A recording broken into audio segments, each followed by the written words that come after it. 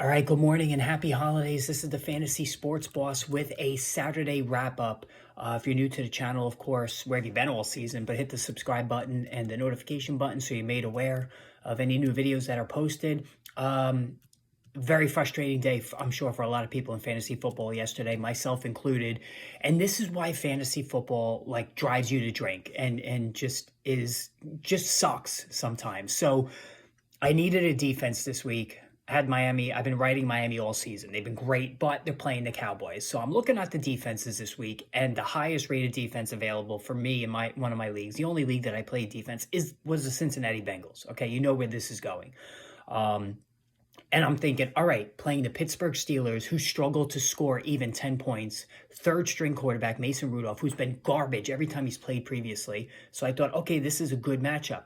Well, needless to say, I'm staring at -4 fantasy points going into today's games in my friends and family league. Just an absolute disaster. 34-11. Pittsburgh comes out on top here.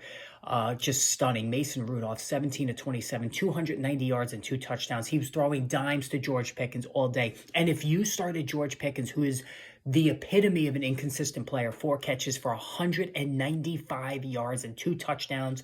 Where was this all season? The Pittsburgh offense all season's been terrible, but it goes to show you George Pickens is a really good player. If he was on just about any other team, he would be like a top wide receiver too. Like, the guy is just beyond explosive. Deontay Johnson, only 2 catches for 15 yards. I told you to bench everybody here. Nobody could have foreseen what was happening here. As far as the rest of the team, positive game script. So Najee Harris got 19 carries for 78 yards and a touchdown.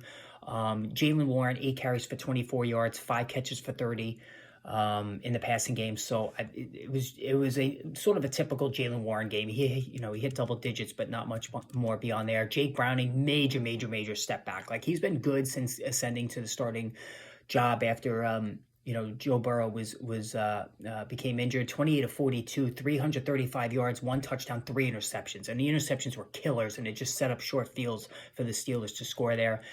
T. Higgins, 5 for 140 in a score. I told you to the moon this week for T. Higgins, and he came through. But Joe Mixon, 11 carries for 43 yards, only 2 catches for 7. Disaster for him.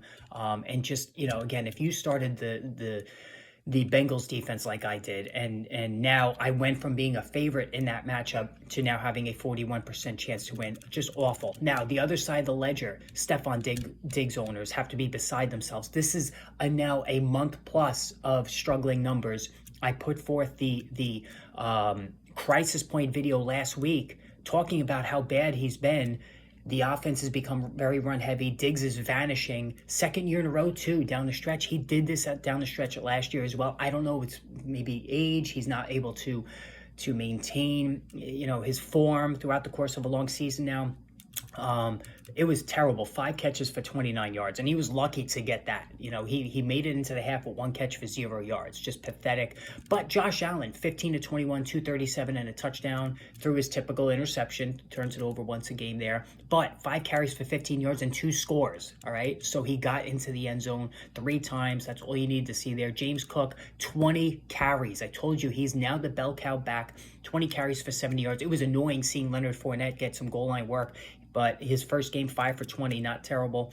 No catches for either back, though. That was annoying. Gabe Davis, typical of Gabe Davis.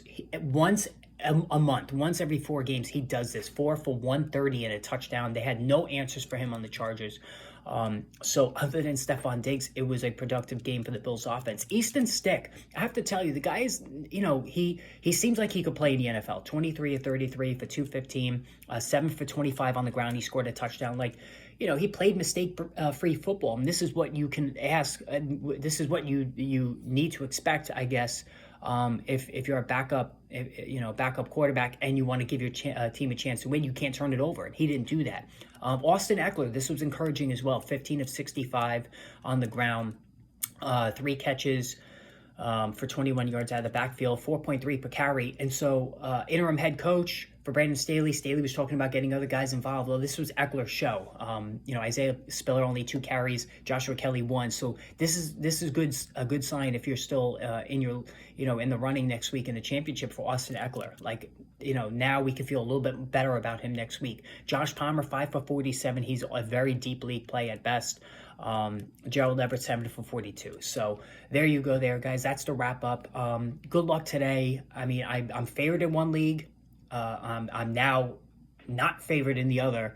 So frustrating. I mean, I worked so hard to get that first round bye in my friends and family league. A lot of struggles in the middle of the year because of all my injuries. As you know, I've talked about that constantly. And to be undermined by a fucking defense, the Bengals defense, -4, just so frustrating. And this is why, we hate fantasy football. All right, guys, hit that subscribe button. More videos on the way soon. Stay tuned.